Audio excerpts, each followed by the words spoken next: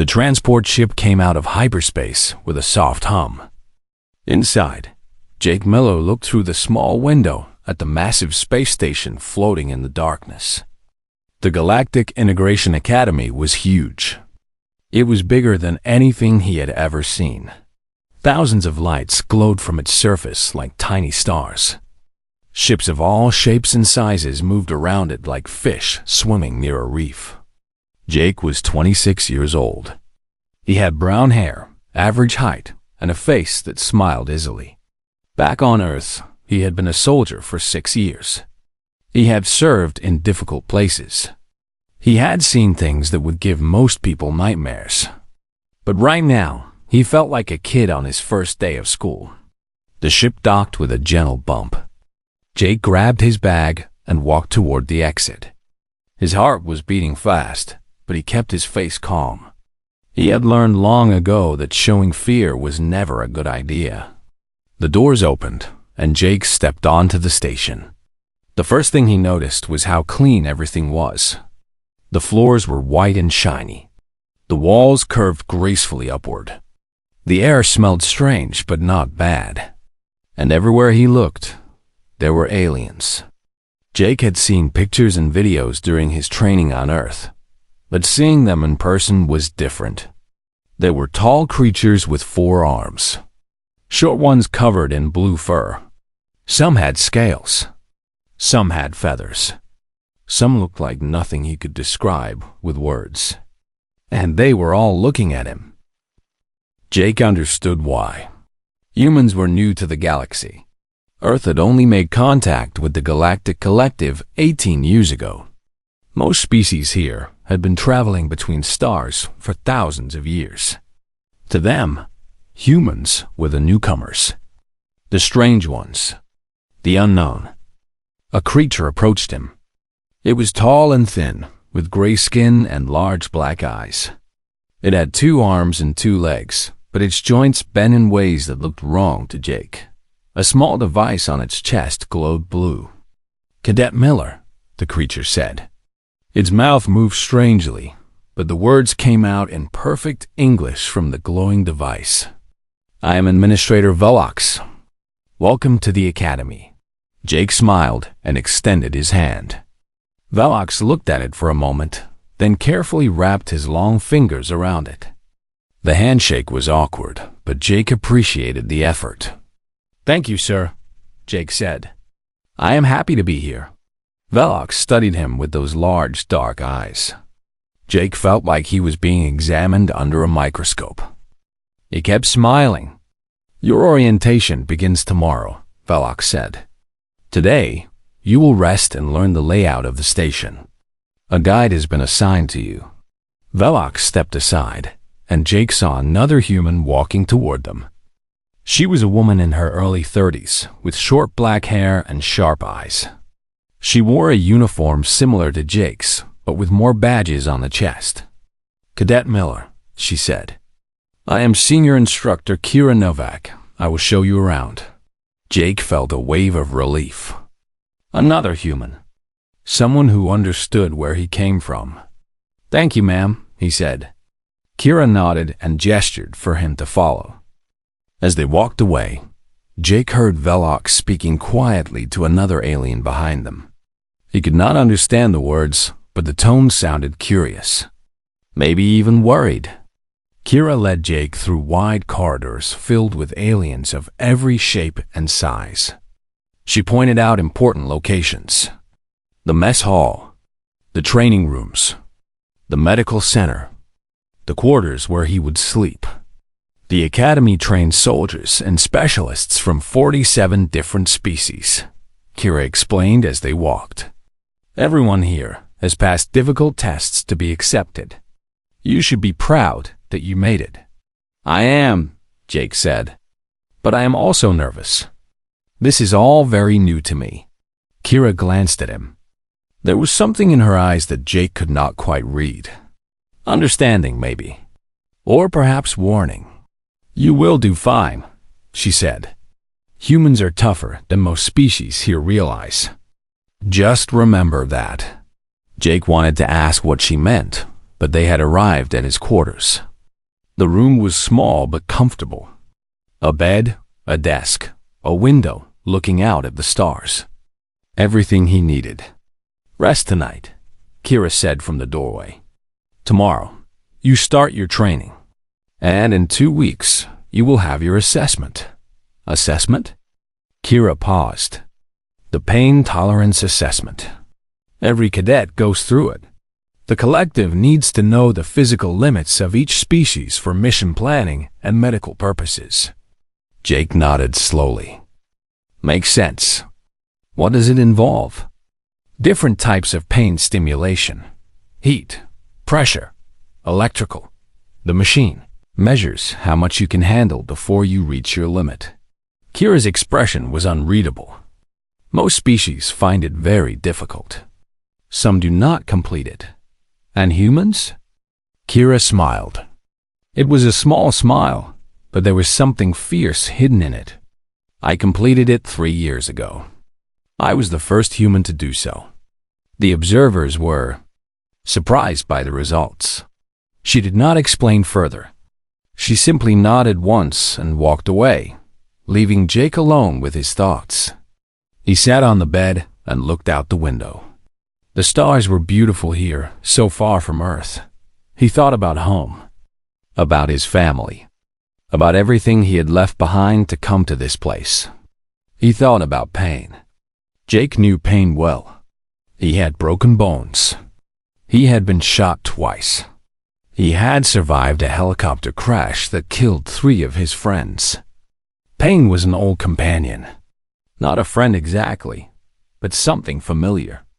Something he had learned to live with. He wondered what the assessment would be like. How bad could it really be? He lay down on the bed and closed his eyes. Tomorrow would be a long day. And in 2 weeks, he would find out exactly what the galaxy expected from him. As sleep pulled him under, Jake smiled slightly. Whatever was coming, he would face it. That was what humans did. They faced things. They survived. They kept going.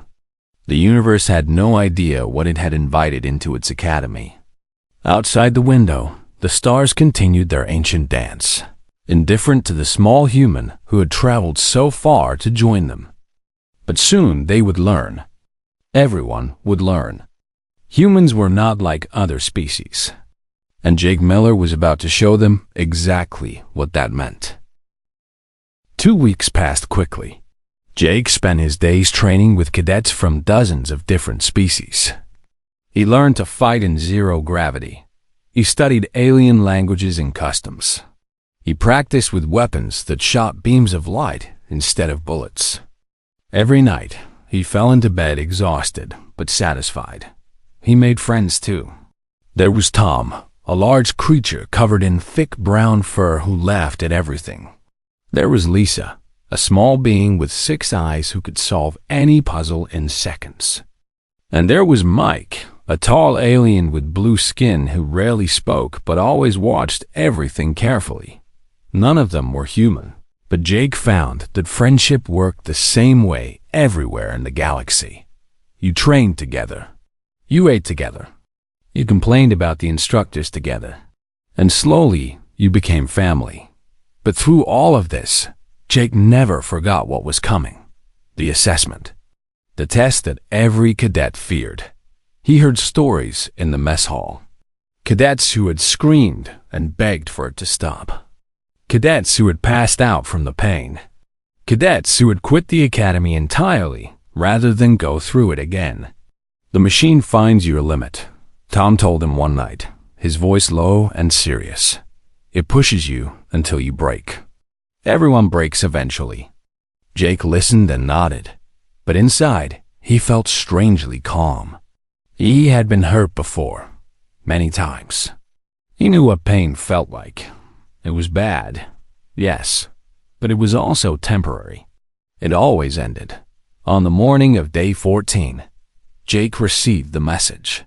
His assessment was scheduled for that afternoon. Chamber 7, 1400 hours. He ate a light lunch. He did some stretches.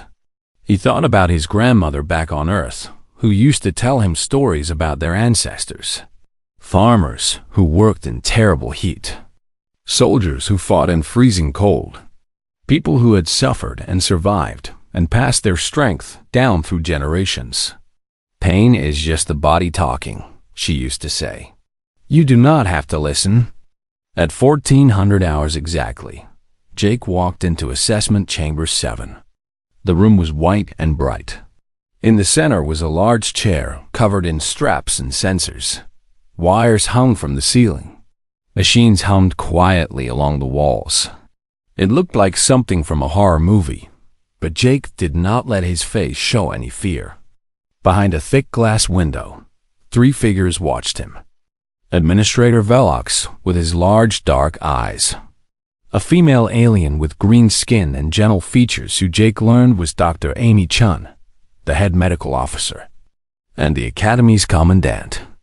A massive creature named Commander Stone, whose body seemed to be made of living crystal. "Cadet Miller," Dr. Chun's voice came through a speaker. "Please sit in the chair.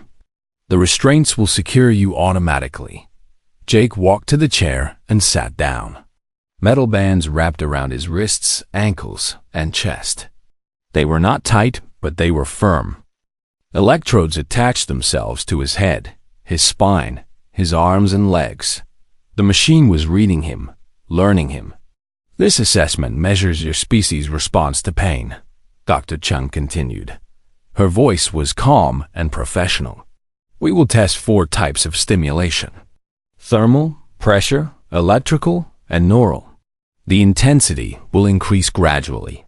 When you reach your limit, simply say the word stop, and the test will end."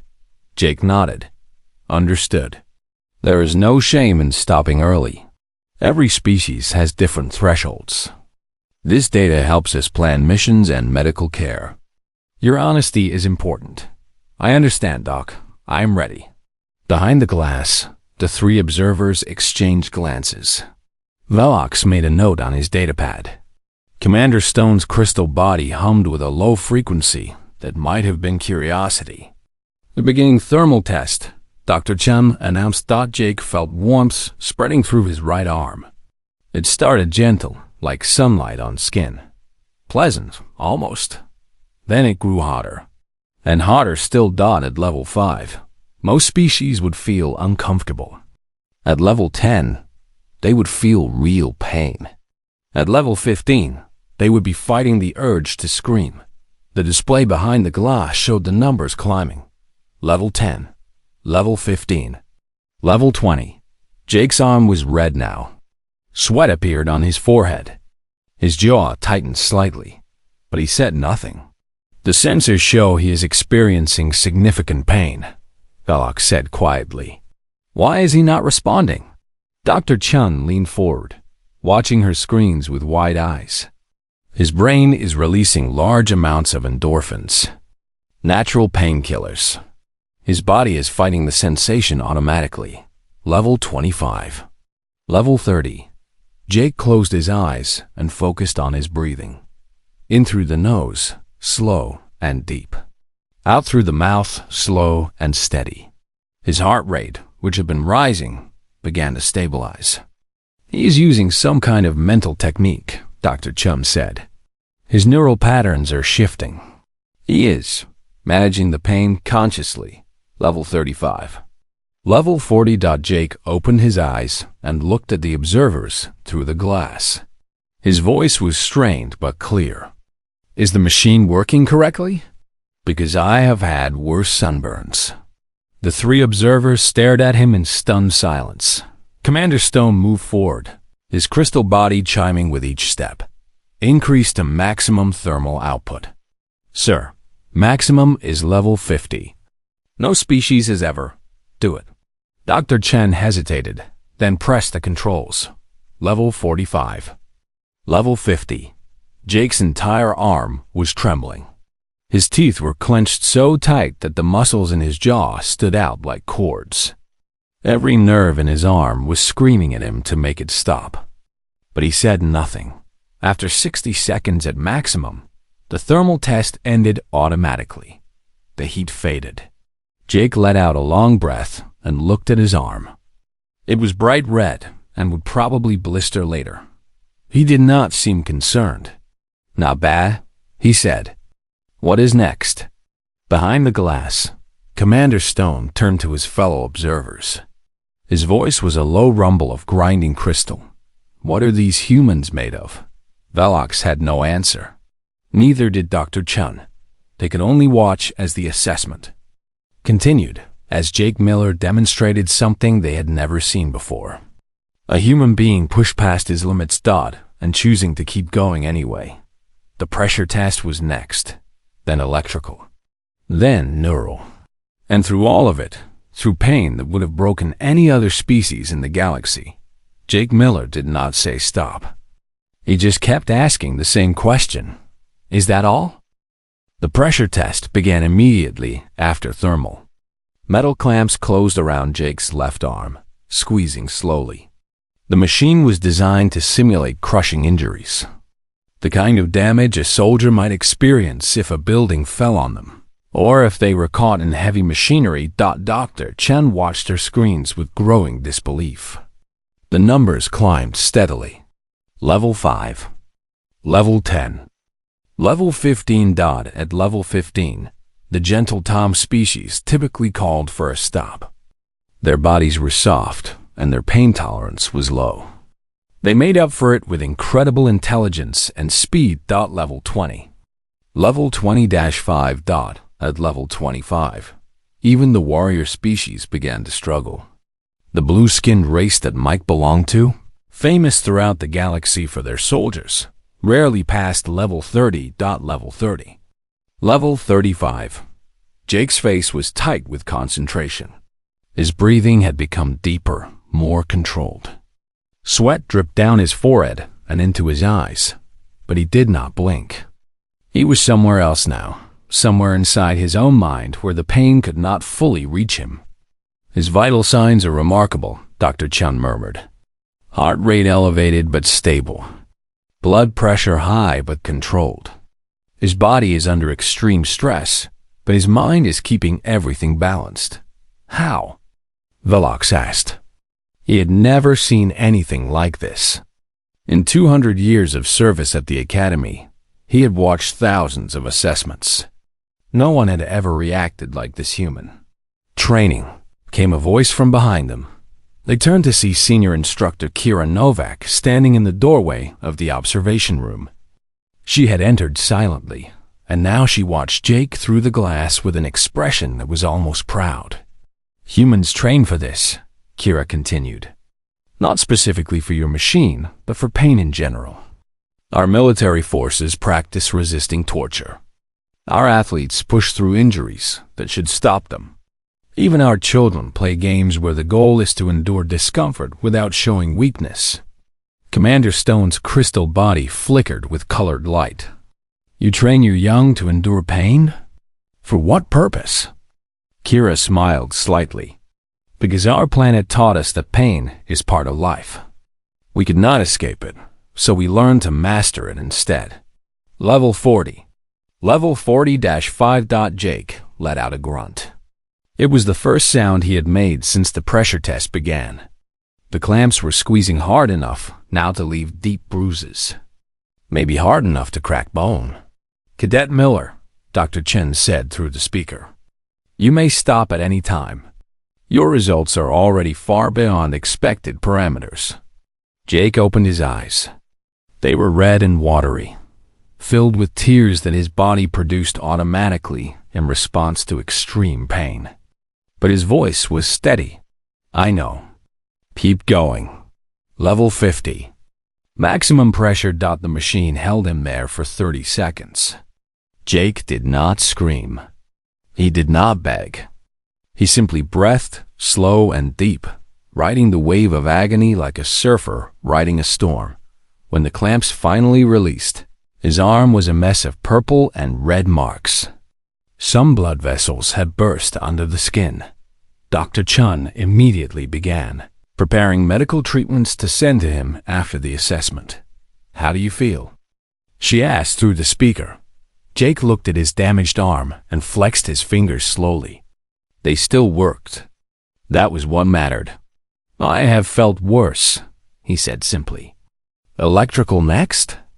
The electrical test was designed to simulate nerve damage. Small shocks at first, then larger ones. The kind of pain that went deep into the body and made muscles jump and twitch without control. Most species stopped at level 10. The electricity interfered with their neural pathways, causing confusion and panic along with pain. Their brains could not process the signals fast enough. Jake reached level 30 before he showed any real reaction. And even then, it was just a long, slow exhale through clenched teeth. This one is different, he said, his voice tight. It is not just pain. It is like my body does not belong to me anymore. You can stop, Dr. Chun said. There was genuine concern in her voice now. She had never pushed any cadet this far. No. Jake shook his head slightly. Not yet. Level 35. Level 40. His muscles were spasming now, jerking against the restraints. His hands opened and closed without his control. But his eyes stayed focused, and his breathing stayed steady. Kira Novak watched from the observation room with an expression that the aliens could not read. It might have been pride. It might have been sorrow. Maybe both. He is hurting himself, Velok said. We should stop the test. He has to choose to stop, Kira replied. That is the point. Humans do not give up. We do not surrender. Even when every part of our body is screaming at us to quit, we find a way to keep going. Why? Commander Stone asked. What drives you to such extremes? Kira was quiet for a moment. Because on Earth, giving up meant dying. Our ancestors who quit did not survive. The ones who pushed through, who kept fighting no matter what, they are the ones who passed their genes to us. Stubbornness is in our blood. Level 50. Maximum electrical. Jake's whole body went rigid. Every muscle locked at once. A sound escaped his lips. Not a scream exactly. More like a long forced exhale that carried all the air from his lungs. 10 seconds. 20 seconds. 30 seconds at maximum. The electricity stopped. Jake slumped in the chair, breathing hard. His muscles twitched randomly as the leftover charge worked its way out of his system. Neural test is last, Dr. Chun said. Her voice was almost pleading now. This is direct stimulation of pain receptors. Pure sensation without physical damage. It is the worst part. Please, Cadet Miller, you have proven yourself. You can stop. Jake lifted his head slowly. His face was pale and covered in sweat. His eyes were bloodshot. He looked like he had just fought a war. But when he spoke, his voice was calm. Doc, I appreciate your concern. But I came here to complete the assessment. All of it. He smiled weakly. Besides, I want to see what this neural thing feels like. Science. Behind the glass, Commander Stone made a sound that might have been a laugh. His crystal body chimed with a strange harmony. Begin the neural test, he ordered. And so they did. And Jake Miller showed them all what a human could truly endure. 3 days after the assessment, Commander Stone called an emergency meeting. Every senior instructor and department head at the academy gathered in the main conference room. Holographic displays covered the walls, showing data and images that made many of them uncomfortable. In the center of the room, a blue and green planet rotated slowly. Earth, the human homeworld. Thank you all for coming, Commander Stone began. His crystal body pulsed with serious colors. What I am about to share with you is classified at the highest level. It concerns the humans and what we have learned from Cadet Miller's assessment. He gestured, and Jake's test results appeared on the screens. Numbers and graphs that made no sense to most species. But the conclusion was clear, even without understanding the details. Cadet Miller completed the full assessment, Commander Stone said. All 4 tests, Maximum levels. He did not say stop. Not once. Murmurs spread through the room. Several instructors exchanged worried glances. That is impossible, said an instructor with 4 arms and silver skin. The neural test at maximum level produces pain equivalent to being burned alive while drowning while being crushed. No conscious mind can endure that. And yet he did. Commander Stone let that statement hang in the air. When the test ended, do you know what he said? No one answered. He asked if we were beginning now. He thought the assessment had not started yet. The room went silent. I have spent the last 3 days researching humans, Commander Stone continued. Their biology, their history, their homeworld. What I found disturbed me, and I believe you all need to understand what we are dealing with. The holographic Earth grew larger, filling the center of the room. Data points appeared across its surface. Earth is classified as a Class 7 death world. For those unfamiliar with the scale, Class 1 is a paradise world. Gentle climate, abundant food, no significant predators. Most intelligent species evolve on Class 2 or Class 3 worlds. Our own homeworlds range from Class 2 to Class 5. He paused to let that sink in. Class 7 means that the planet actively tries to kill everything living on it. Extreme temperature variations, violent weather, natural disasters, toxic plants, venomous animals, and predators. So many predators. Images appeared on the screens. A creature with massive teeth and cold eyes. Another with 8 legs and fangs dripping with poison. Something long and scaled that moved through water like a nightmare. These are just a few examples. Humans share their planet with millions of species designed to kill them. They evolved not at the top of their food chain, but somewhere in the middle. They had to fight for every meal. They had to watch for danger constantly. Death was always one mistake away. Dr. Chun stepped forward. I have studied human biology in detail. Their bodies reflect this harsh environment. They have a unique pain response system.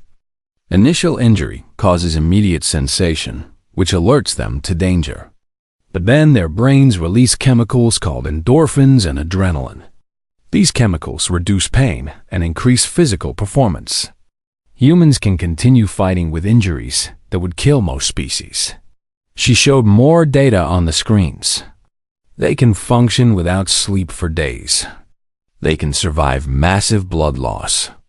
They can heal from wounds that would be fatal to us. And most remarkably, they can suppress their own pain through pure mental focus. We saw this during the assessment, Administrator Velox added. Cadet Miller used breathing techniques and mental exercises to manage his pain response. He was actively fighting against his own nervous system. And winning. Commander Stone took over again. But their biology is only part of the story. Their history is even more revealing. New images appeared. Ancient humans hunting massive creatures with primitive weapons. Humans building shelters in frozen wastelands. Humans crossing vast oceans on wooden boats. Humans climbing mountains that touch the clouds. Throughout their history, humans have deliberately sought out challenge and hardship. They call it testing themselves. They climb their highest mountains, knowing they might die.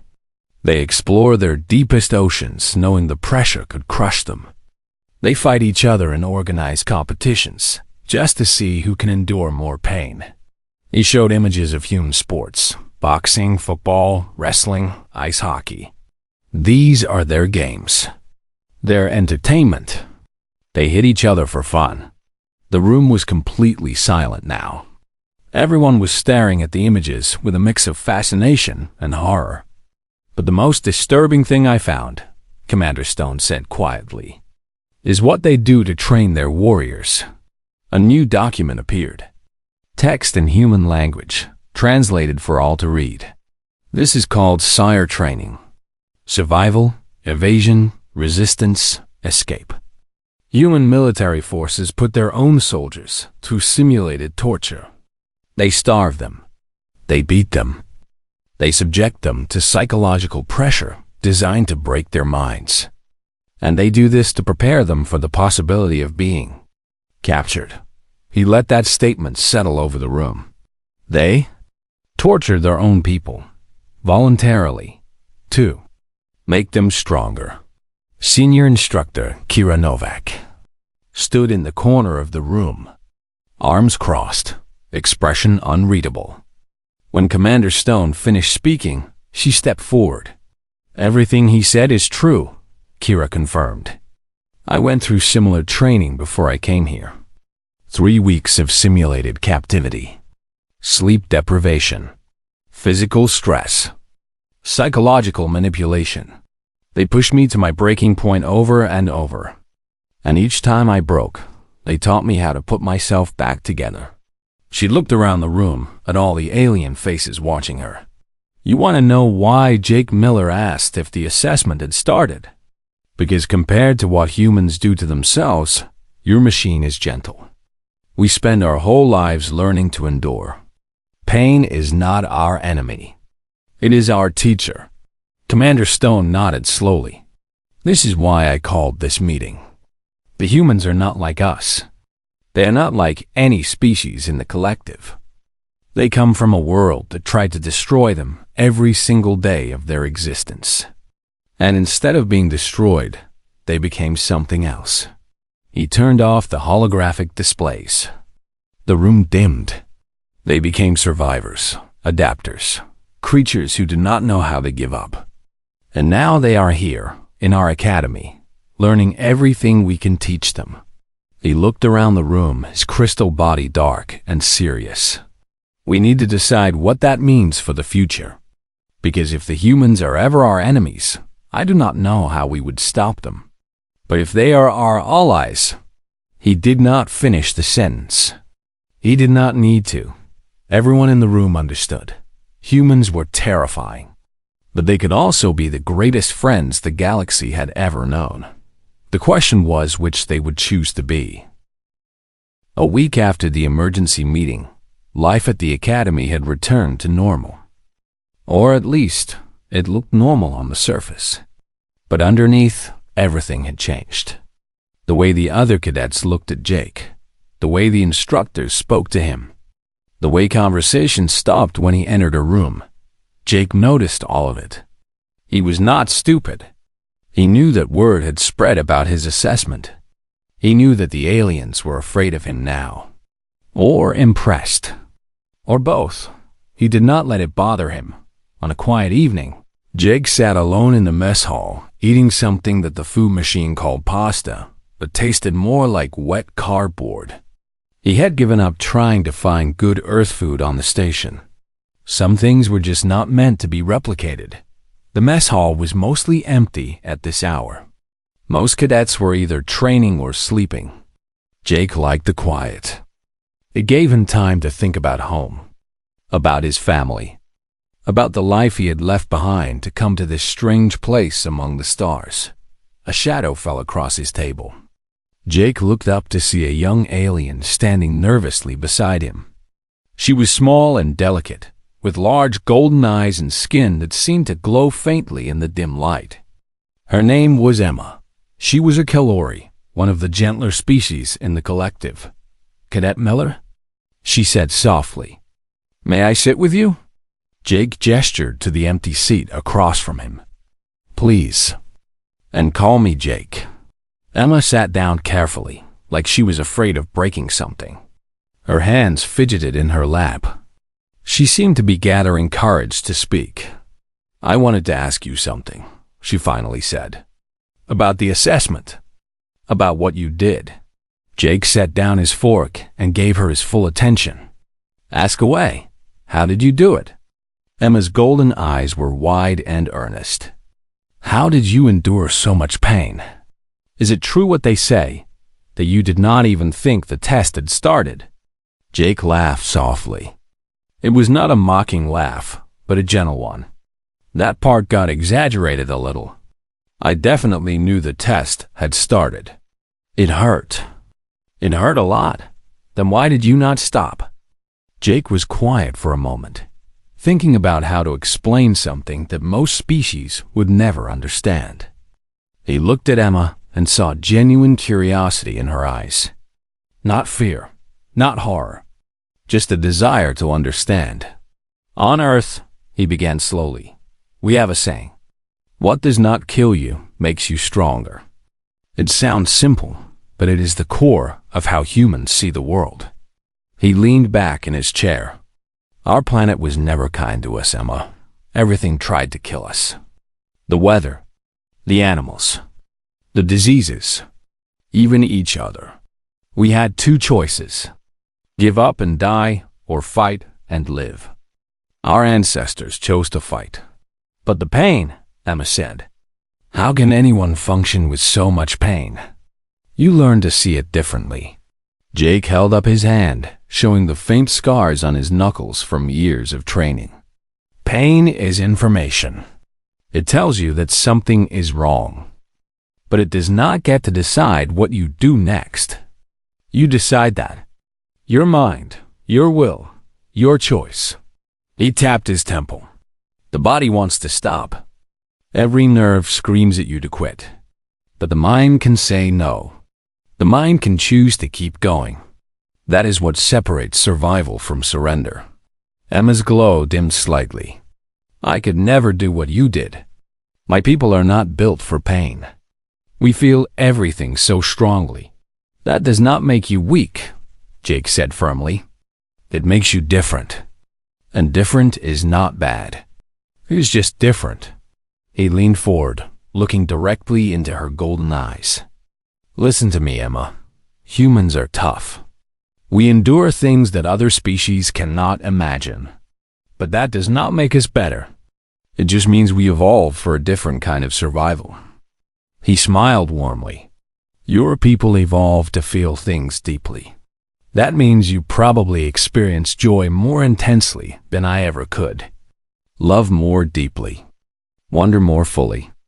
Those are gifts that humans would envy if we understood them. Emma's glow brightened a little. I never thought of it that way. Strength comes in many forms, Jake said. The ability to endure pain is one kind.